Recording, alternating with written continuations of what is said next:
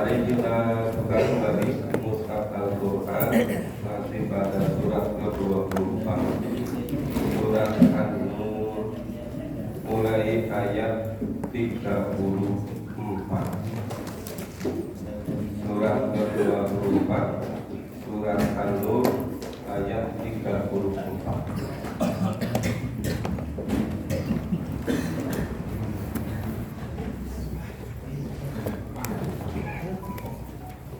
Surat An-Nur, surat ke-24, mulai ayat 34.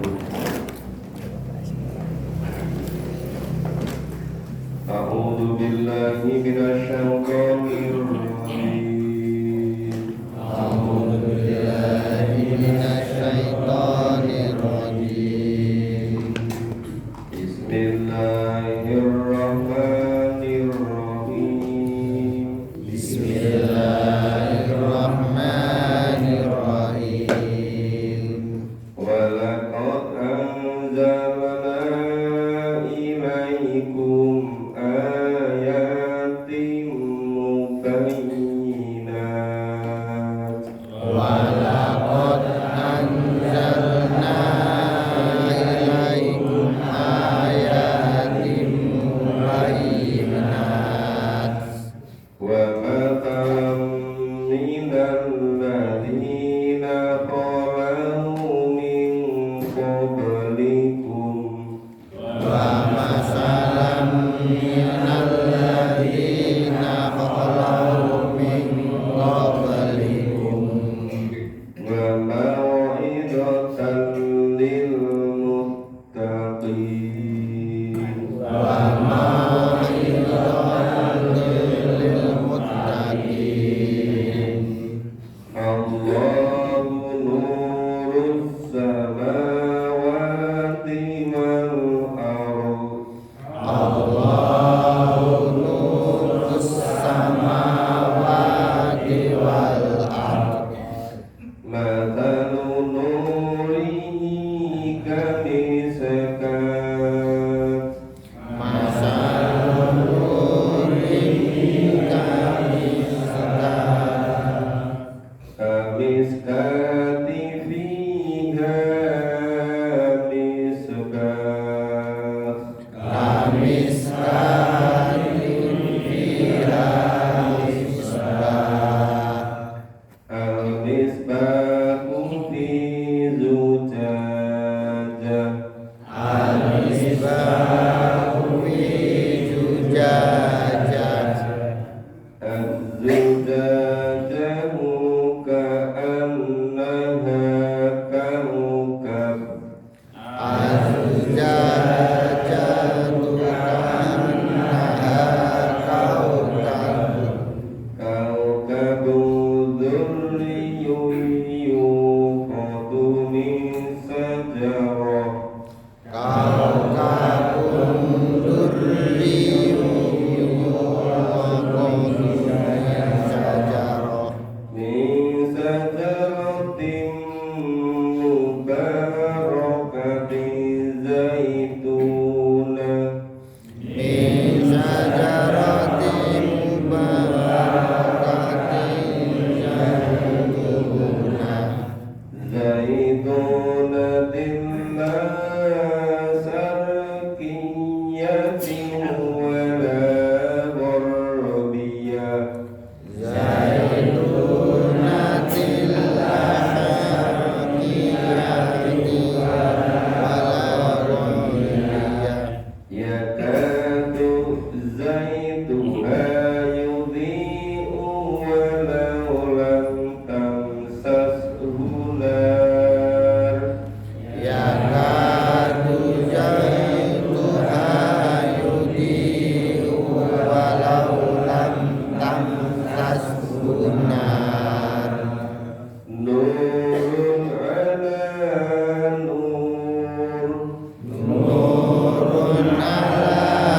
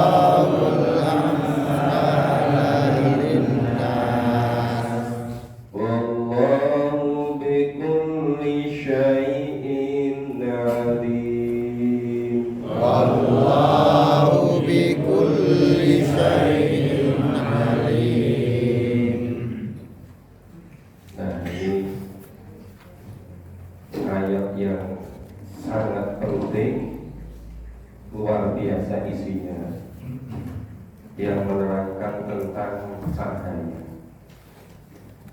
Ya diawali walaqad anzalna ilaikum ayatin mubayyinat, dan sungguh kami Allah telah menurunkan kepadamu ayat-ayatnya yang memberikan penerangan. Mubayyinat, bayan, dari kata bayan. Bayan itu jelas, mubayyinat yang memberi penjelasan. Dulu waktu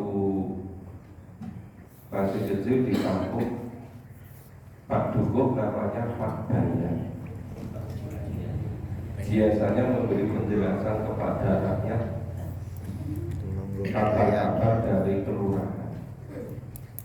Jadi biasanya kalau Pak Bayan penjelasan itu, kalau di kampung kan mudah menyebar,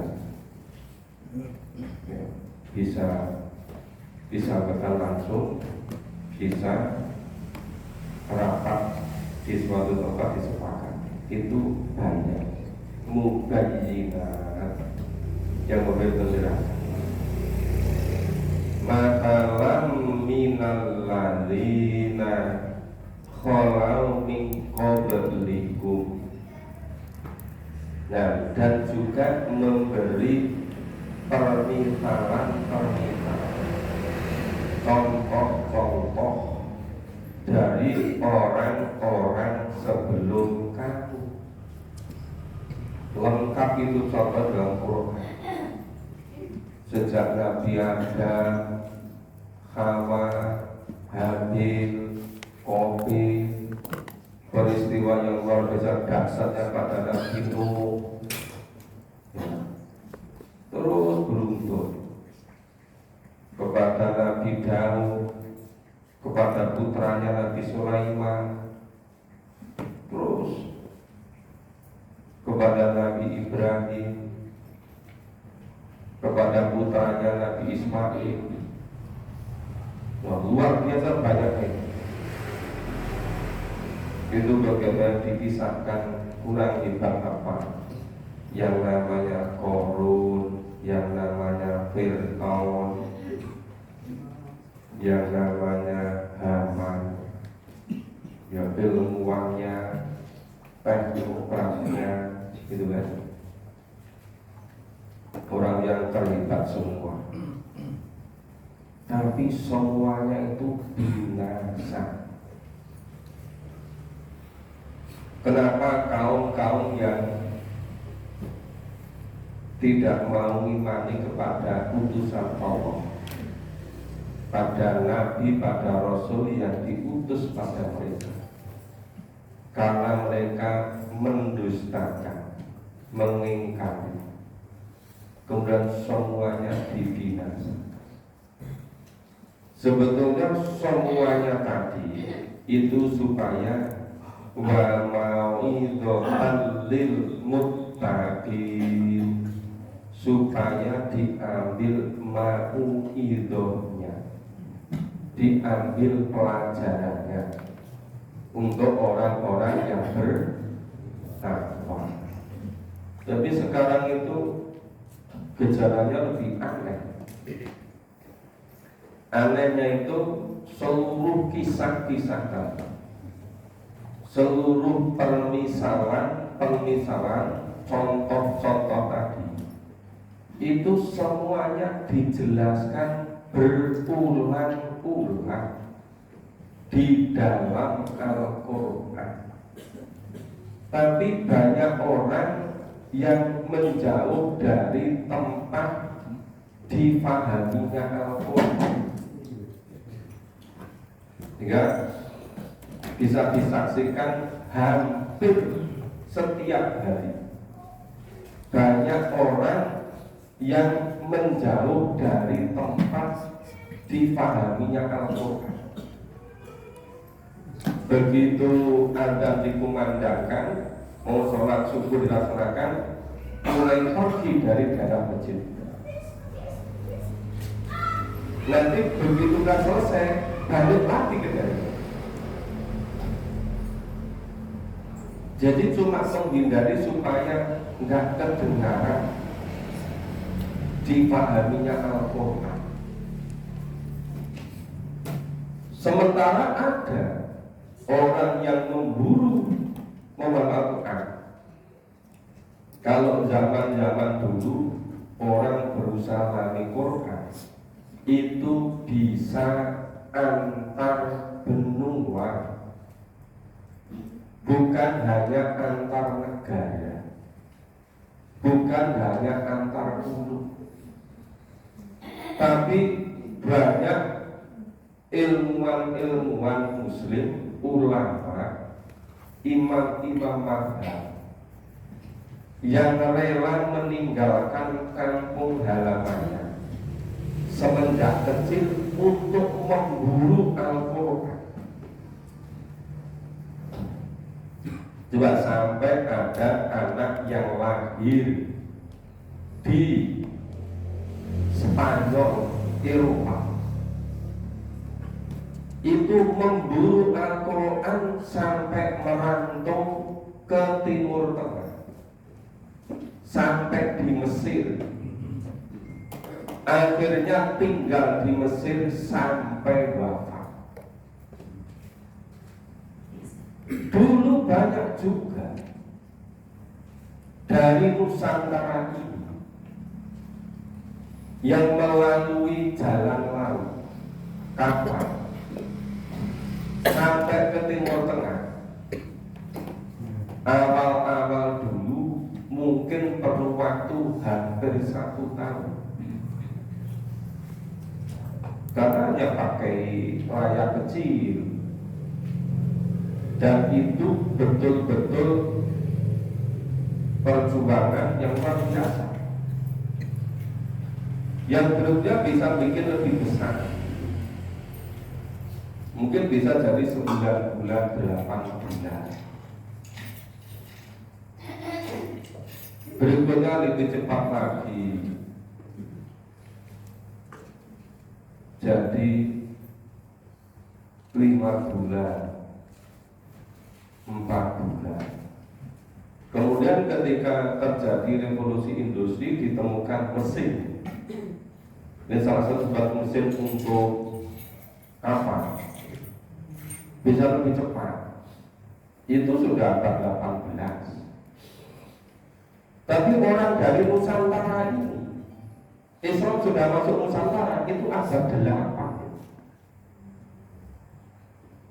Abad 13 Islam sudah merata di Nusantara. Coba Bapak Ibu bisa pikirkan bagaimana perjuangan abad ke-8 awal, akhir abad ke-7, dari Timur Tengah Islam sampai di Nusantara. Kira-kira seperti apa perjuangan?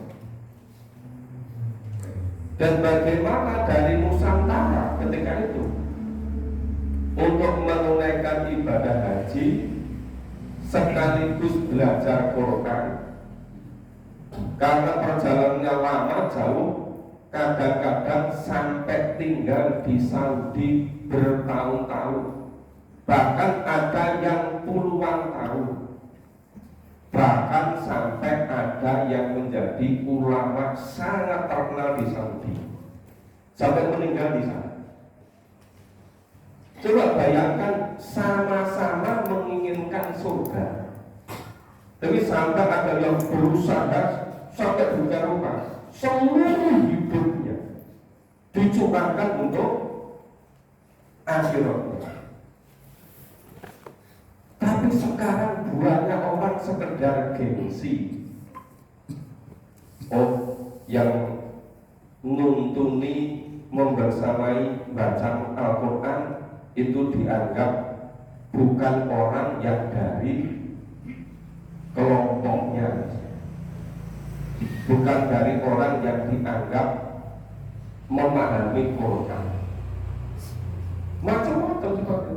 Tapi intinya satu, tidak mau memahami isi Al-Quran.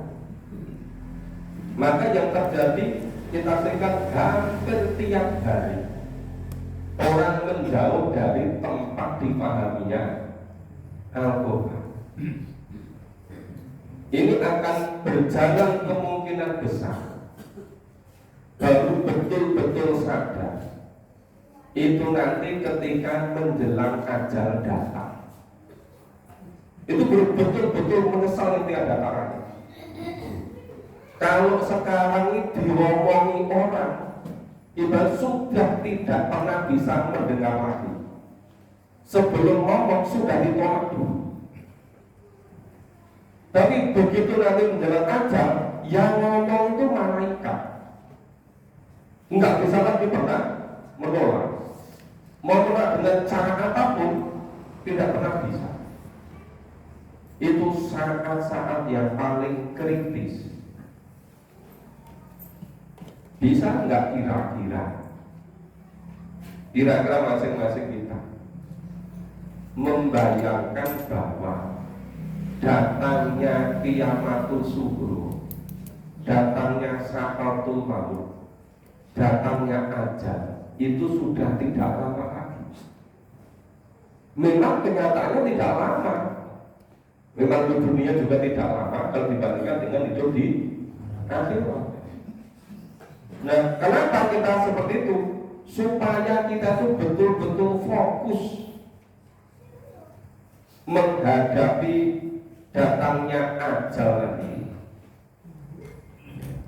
Itu sudah tidak ragu lagi, sudah tidak takut lagi, sudah tidak mamang lagi. Harus betul-betul yakin. Apa yang kira-kira menyebabkan kurang yakin, ya kurang percaya diri? Ayo sama-sama kita siapkan, kita bareng-bareng menyiapkannya. Bisa jadi nenek moyang kita dulu, ya jadi salah satu di antara yang pejuang-pejuang zaman dulu. Mereka berjuang demikian rupa. Tapi kenapa generasi kita itu generasi kok mudah menyerah? Ya kan? Apa artinya pagi-pagi hujan, kemudian tidak berangkat mandi Quran ke masjid? Padahal hujan di dalam ini itu sedingin-dinginnya, itu tidak pernah seperti di Eropa yang sampai minus 58 derajat. Minusnya nih, bisa bayangkan nggak minus 58 derajat? Itu pun kehidupan terus berjalan. Tapi kenapa kita terlalu meninabubukan diri kita sendiri? Padahal sama-sama kita itu juga dibuat oleh Allah sama dengan yang tinggal seperti itu. Kalau nenek moyang kita dulu mampu, kenapa kita tidak mampu? Kenapa kalau siang misalnya panas atau sore katanya sumuk, gerah, sepanas-panasnya kita itu nggak sampai 40 derajat. Nyampe nggak di sini 40 derajat? Nggak nyampe kan? Bapak itu bisa bayangkan di suatu tempat, ya misalnya di Asia Barat atau di Afrika atau Timur Tengah, itu bisa mencapai 50 derajat lebih kalau pas panas-panasnya. Tapi kenapa orang semuanya berburu ke sana? Itu khusus orang-orang yang memiliki kebulatan tekad. Tapi yang nggak punya belum tekad, itu 32 derajat aja sudah merasa panas sekali. Padahal sama-sama besok menuju akhirat.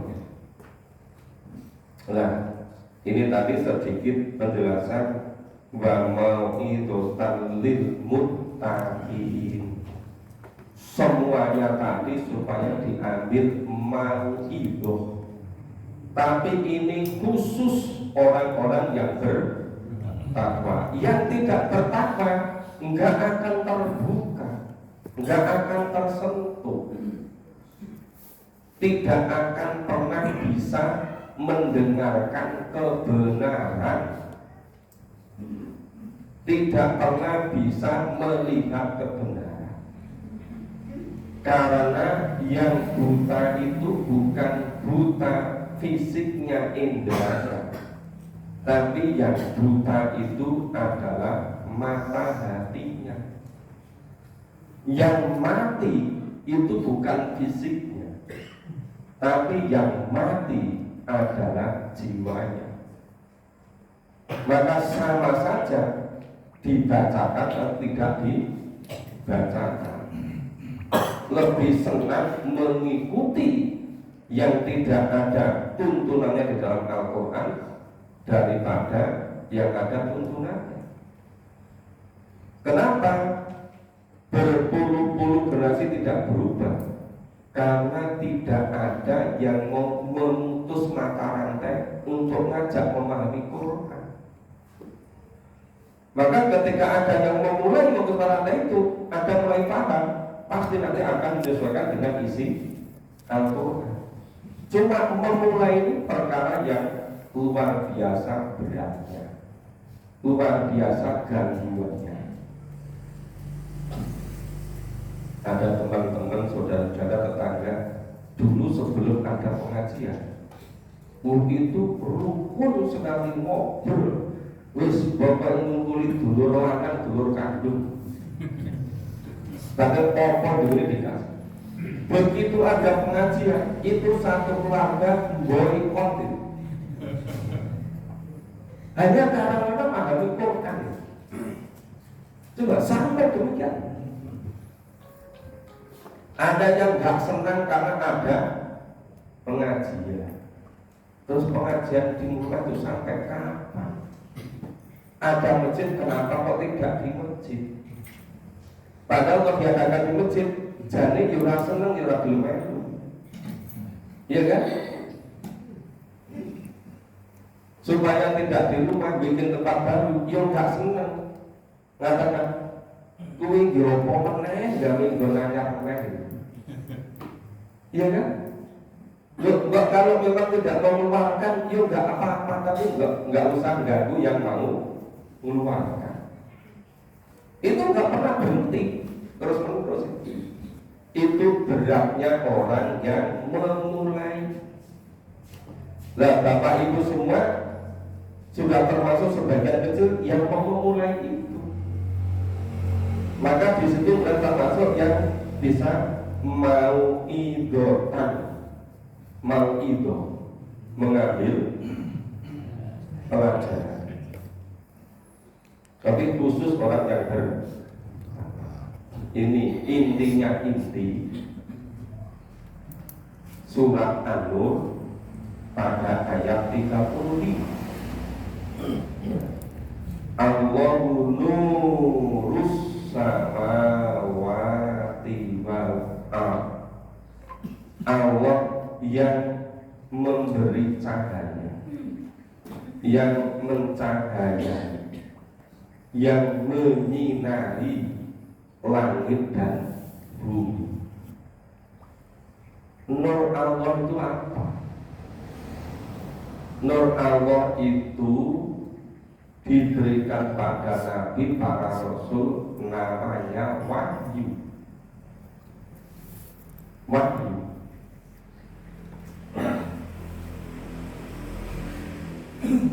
Cahaya nur Allah diberikan pada orang biasa, itu namanya ilham. Tapi seluruh makhluk hidup itu diberi seperti bawaan atau ada DNA-nya, ada gennya yang seperti insting.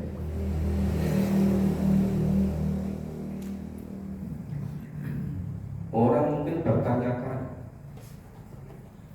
dulu Nabi Adam alaihissalam dengan Siti Hawa itu belum pernah ada pendidikan seks. Belum ada. Tapi kok bisa ketemu? Kok itu caranya begitu? Kok bisa melahirkan Habil, Qabil dan putri-putrinya? Iya kan?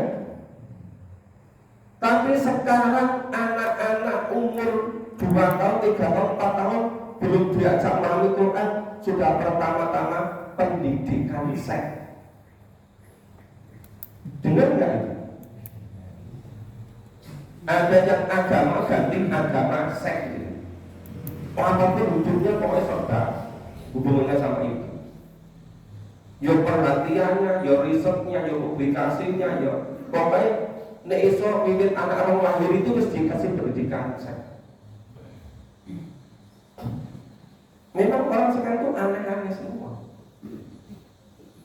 Seharusnya kalau itu ya orang sudah dikasih seperti nur Allah, cahaya Allah, itu dengan sendirinya yang gitu-gitu.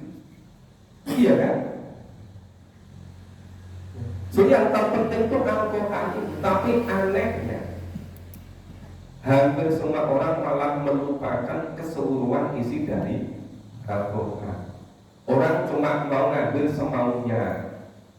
Oh, ini yang ngambil semuanya khusus bagian ini, ada yang khusus bagian ini, hanya kemauan masing-masing.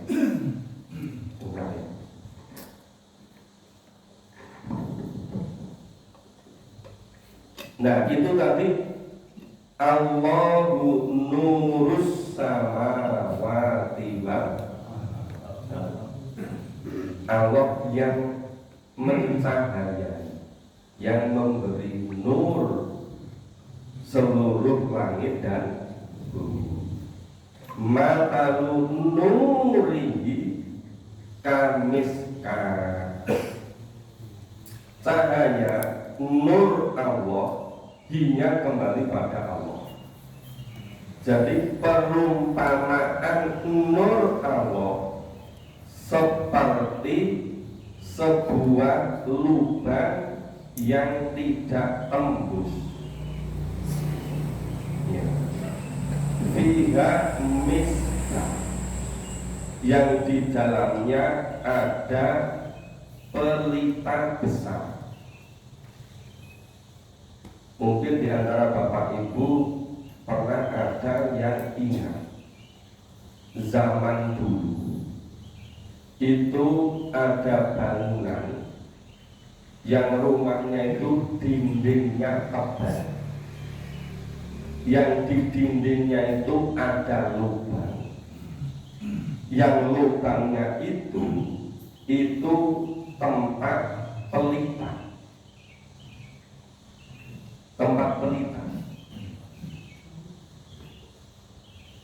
Kalau sekarang mungkin daerah tertentu masih ada, kebanyakan sudah tidak. Nah dulu ketika Al-Quran itu diturunkan, itu biasa terjadi seperti itu, sehingga ada tembok yang di situ ada lubangnya, yang lubangnya tadi tidak tembus, yang di dalamnya ada pelita besar. Nah, ada zujajah, pelita besar. Nah, az-zujajatu ka'annama kaukara, pelita yang besar itu ada di dalam kaca, seakan-akan seperti bintang. Jadi ternyata pelita tadi tertutup oleh kaca, dan ada sinar yang luar biasa seperti bintang. Jadi kakauka dzurriyun, ya, seakan-akan seperti bintang yang mengeluarkan cahaya seperti mutiara. Jadi cahayanya memang luar biasa, seperti mutiara. Jadi Bapak Ibu pernah nggak kalau mutiara itu memantulkan sinar? Indah nggak? Indah sekali. Cuma sayangnya kita itu tidak termasuk orang yang banyak memiliki mutiara. Jadi anggap aja lah kita ngira-ngira juga. Atau besok di surga aja lah mutiara. Sekarang kita bayangkan dulu saja. Nah, ternyata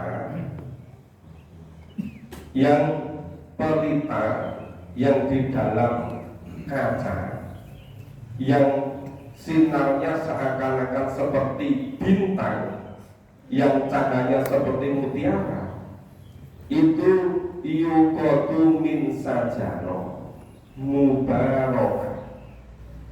Ternyata itu dinyalakan dengan minyak, yang minyaknya itu dari pohon yang banyak berkahnya. Ternyata ada bahan bakarnya. Bahan bakarnya dari pohon. Pohonnya banyak berkahnya. Pohon apa itu? Zaituna wa sarqiyatin wala ghurdiyah. Ternyata bahan bakarnya dari pohon yang penuh berkah, yaitu pohon zaitun. Pohon zaitun yang tidak tumbuh di ujung timur dan di ujung barat. Maksudnya apa? Pohon zaitun itu tumbuh di bukit. Yang bukit itu begitu matahari terbit bersinar, nah langsung dapat sinar itu pohon zaitun tadi. Sampai nanti terbenam matahari, ya, pohon zaitun yang ada di bukit tadi masih dapat sinar matahari. Karena sinar matahari yang dari paling pagi terbit dan sampai terbenam menyinari pohon zaitun yang tumbuh di atas bukit tadi. Itu yang kemudian menjadi pohon yang luar biasa hebatnya. Nah, yang minyaknya itu hampir-hampir bisa meneranginya. Sudah pernah melihat minyak zaitun yang asli? Penting apa enggak? Digambarkan ini seperti bisa menerangi. Berarti bening kan? Mungkin yang sampai pada kita itu bukan minyak zaitun beneran mungkin. Zaitun yang sudah kemurniannya berapa persen, mungkin banyak campurannya. Kalau tidak bisa menerangi ya. Tapi minyak zaitun yang sebenarnya ya seperti yang firman Allah ini. Ya, walaupun tidak tersentuh oleh api.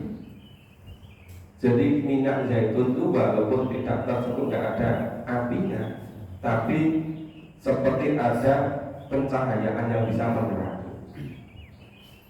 Nah, kemudian nurun ala nur, cahaya di atas cahaya. Artinya apa? Cahaya itu berlapis. Jadi ini cahaya dari Allah dipanggilkan melalui malaikat kepada Nabi. Oke? Nabi Rasul menerima cahaya itu disampaikan kepada para sahabat. Oke? Para sahabat yang pintar-pintar, yang sangat kuat hafalannya, yang pintar nulis, seperti Ali bin Abi Thalib, Zaid bin Thabit dan terusnya, ya kan? Terus dari hafalan tadi kemudian dikodifikasi jadi mushaf Al-Quran. Tapi sepanjang masa selalu ada ulama Quran yang meneruskan tugas kenabian, tugas kerasulan, menyampaikan cahaya. Di cahaya itu nur ngala nur, berlapis-lapis dari Allah, malaikat, para nabi, para rasul, para sahabat, ya, salafus soleh, terus ulama-ulama Quran. Terus sepanjang masa sekarang pasti ada orang-orang yang hebat di zamannya. Cuma kita bisa ketemu atau tidak, pasti ada. Cuma sayangnya itu saya memperhatikan ya. Itu banyak kan ketika kecil-kecil, anak masih kecil-kecil, usia pra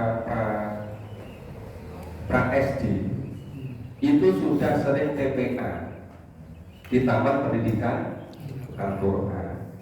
Terus sekolah TK-nya PAUD atau dicarikan yang Islamnya bagus.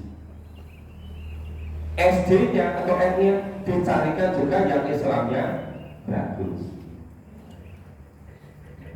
Tapi nanti mulai SMP, SMA sudah mulai muncul itu, sudah mulai nggak open, mulai nggak terkendali, sudah mulai liar. Nanti nggak balik-balik lagi sampai perguruan tinggi semakin menjauh. Nah, sekarang di mana-mana tumbuh kembang namanya pendidikan Al-Quran, sekolah Al-Quran, tapi rata-rata baru ngurusi anak-anak prasekolah sampai lulus SD, usia 12 tahun, iya kan? Sekarang jarang-jarang yang pendidikan Al-Quran ngurusi anak-anak usia 60 tahun. Belum banyak dengar kan? Jarang-jarang. Padahal ini saat-saat yang paling menentukan. Kan secara kausalitas, nek saya umur lulus SD umur 12 tahun, 13 tahun, kemungkinan dia masih lebih lama daripada yang umur 60 tahun kan? Tapi kenapa kok tidak banyak yang perhatian bagaimana pendidikan Al-Quran untuk orang-orang yang sudah usia 60 tahun? Kenapa ini?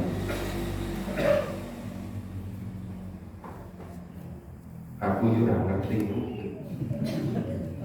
Dan ayolah awalnya juga bareng-bareng beberapa ngerti ini. Aku juga ngerti, tapi bareng-bareng. Iya kan? Oke. Ya billahu linurihi mayasa. Ini kuncinya. Tadi saya dari awal banyak memberi contoh. Kenapa kita saksikan setiap hari banyak orang hilir mudik meninggalkan dari tempat yang dekat untuk memahami Quran, menghindar dari Quran. Kenapa? Karena ia billahu linurihi mayasa. Allah memberi petunjuk dengan cahayanya, dengan nurnya kepada siapa yang dikehendaki. Tapi saya sering dengar yang namanya memahami Quran itu tidak harus di masjid pura. Yo iya, Quran baru ada berapa bulan. Quran sudah sejak zaman Nabi Muhammad. Kan memahami Quran tidak harus itu, memang iya. Jemaah juga banyak, tapi kenyataannya gimana? Sepanjang bapak ibu relatif beda-beda kan? Mungkin ada ibu-ibu yang hidupnya sekarang usia 50 tahun, ada 60 tahun. Pernah nggak semenjak lahir sampai sekarang ada masjid yang punya tujuan cita-cita bisa menyelesaikan memahami Quran 30 juz? Sudah ada belum? Bapak-bapak pernah seumur umur ini? Belum pernah kan? Nah, ya itu kenyataannya kan begitu. Nah, jadi seringkali sekedar untuk ya menolak secara macam-macam cara.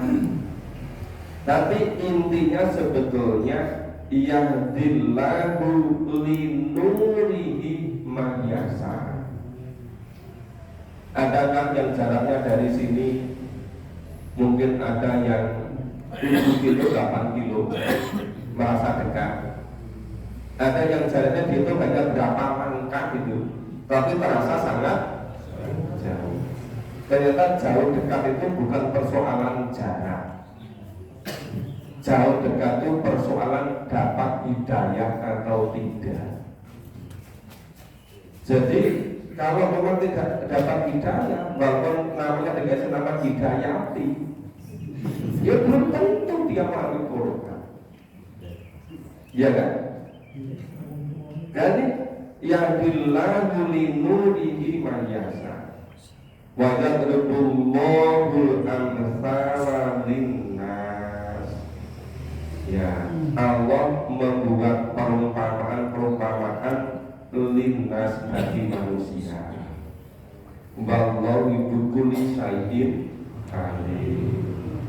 Dan Allah Maha mengetahui atas segala sesuatu. Nah, luar biasa padatnya isinya kan. Nah, surat An-Nur luar biasa. Memang ini Quran itu kalau kita pahami betul-betul, ya semua ayat, semua surat itu luar biasa. Cuma yang sedang jadi perhatian, yang sedang jadi perhatian kita itu yang mana? Itu yang betul-betul apa ya, menjadi fokus puncak dari fokus kita.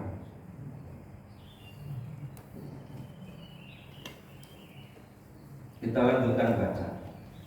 A'udzu billahi minasyaitonir rajim. A'udzu billahi minasyaitonir rajim. Fi buyutin adina Allah. Fi buyutin adina Allah. An turfa'a wa yudhkara fiha ismuh. An turfa'a wa yudhkara fiha ismuh.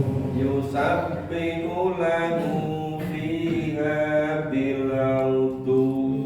Yusabbihu lahu fiha bil-'udhu Bil-'udwi wal-asal.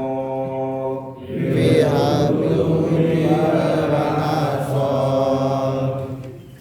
Rijalun la tulhihim tijarah. Rijalun la tulhihim tijarah. Tijaratun wala bai'. Tijaratun wala bai'. An dzikrillah An dzikrillah wa iqamis sholati wa ita'iz zakah. wa iqamis sholati wa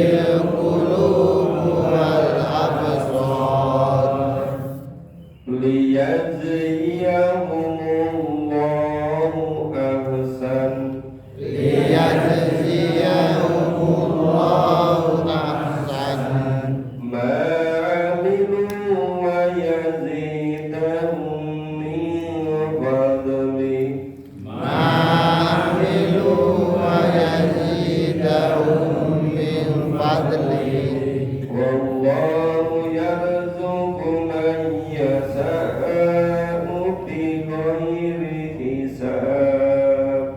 Wallahu yarzuqu man yasha'u bighairi hisab. Fi buyutin adinallah antur maka wayut karofi hasbu di rumah-rumah Allah, di masjid-masjid Allah itu bertasbih untuk memuliakan dan menyebut nama Allah. Jadi yudkaro fiha sungguh nama Allah wa yusabbihu lahu dan memahasucikan Allah. Jadi di masjid Allah itu orang-orang sama bertasbih, sama memahasucikan Allah, memuliakan nama Allah. Ya, yusabbihu lahu fiha di dalam masjid-masjid tadi. Ya, bil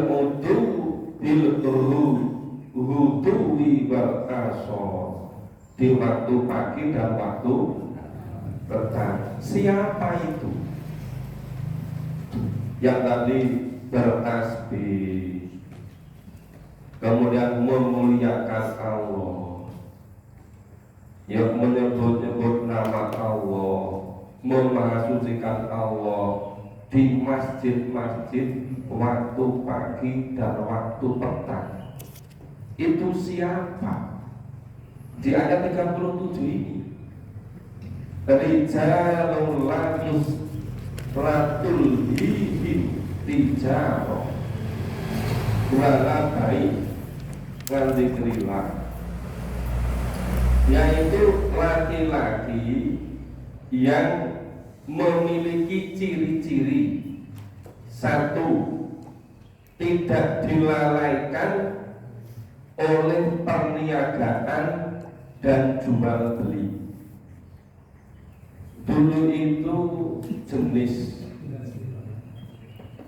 apa ya? Jenis pekerjaan yang paling bergengsi itu perniagaan. Jadi saudagar yang antar benua, antar negara, terus antar balda, negeri-negeri, itu paling bergengsi. Kalau jual beli itu biasanya ya dekat-dekat gitu. Itu tidak memerlukan perjalanan sampai beratus-ratus mil itu, nggak sampai ribuan kilo gitu. Tapi dulu kalau dagang jalan laut, jalan darat dari Arab Saudi, Yaman sampai ke Nusantara, kira-kira berapa ribu mil, berapa ribu kilo, itu tijarah. Sampai itu di surat Quraisy disebutkan li'ilafi Quraisy ilafi rifata sitai. Ini kan hebatnya Quraisy itu untuk sebagai pedagang saudagar, riklahnya riklah dagang. Jadi cirinya satu, tidak terlupakan oleh tijarah, perdagangan dan baik, ya, jual beli. Yang ketiga, wa iqami sholat, mendirikan sholat. Yang keempat, wa ita'i zakat, mengeluarkan zakat. Kemudian yang kelima, yaqofuna yauman tataqallabu fihil qulubu wal absar, ya takut pada hari yang pada hari itu nanti hati dan penglihatan manusia semuanya menjadi kacau, menjadi goncang. Datangnya yang qiyamah, baik qiyamatus sughra maupun qiyamatul kubra. Jadi berapa cirinya tadi? Satu, yang tidak dilalaikan oleh perniagaan tijarah, kemudian baik jual beli. Yang kedua, yang ketiga menunaikan mendirikan sholat. Yang ketiga zakat. Yang kelima Takut pada hari kiamat. Yang takut pada hari yang hari itu penglihatan hati guncang semua, kacau baru semua. Itu datangnya kiamat, baik sughra maupun kubra. Nah, 5 ciri ini orang-orang yang sangat hebat. Maka di hadis itu dan kalau diperintahkan itu juga menuntut ilmu. Itu sampai ke liang lahat, tadi sampai ajal datang. Maka yang namanya sumber ilmu itu kan Quran. Ya memahami Quran, ya kemudian menunaikan sholat, zakat, dan selalu menyiapkan nanti menghadapi yaumul kiamat. Itu sepanjang masa tidak pernah berhenti kecuali datangnya aja. Ya tentu semampunya. Kalau sholat nggak mampu dengan berdiri, ya sambil duduk.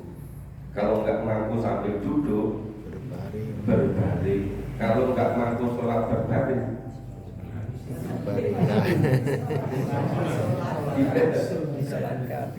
oke, disulatkan bilang. Lihat sejiyahumullah aksa. Nah, mereka itu semua itu Allah memberi balasan kepada mereka yang lebih baik, aksa lebih baik. Wa amilu, dan apa yang telah mereka kerjakan, bayazidahum min fadli, dan Allah menambah karunia-Nya kepada mereka. Wallahu yarzuqu may yasha'u bighairi hisab, dan Allah berzikir kepada siapapun yang dikehendakinya tanpa batas. Bighairi hisab. Tapi syaratnya tadi 5 ya. 5. Tadi yang namanya tijarah baik itu contoh yang paling menggiurkan itu loh. Tapi jangan, loh saya nggak main Quran, bukan dagang, saya akan ke sawah. Itu bagian. Loh saya kan PNS yang Quran tapi kan ke kantor. Lah itu bagian itu. Cuma kalah bergengsi dengan tijarah. Itu kasih contoh yang paling menggiurkan. Dari seluruh manusia, seluruh aktivitas pekerjaannya mendatangkan fadilah min fadilah min karni Allah. Itu tidak dilupakan oleh itu. Nah, kemudian dirikan sholat, mengeluarkan zakat, dan takut datangnya kiamat. Itu nanti orang yang Allah dikasih balasan bighairi hisab, tanpa batas. Ya, demikian Bapak Ibu pagi hari ini. Insya Allah besok pagi kita lanjutkan. Kita perlu agak detail sedikit supaya isinya itu agak jelas, agak bulat. Ya, agak sabar sedikit. Ya, yang kita memahaminya pelan-pelan, supaya kita betul-betul bisa menangkap isi kandungan dari firman Allah. Ya, mohon maaf kalau ada kurang dan salahnya. Kita akhiri bersama dengan baca hamdalah dan doa qaulul maghrib. Subhanallah.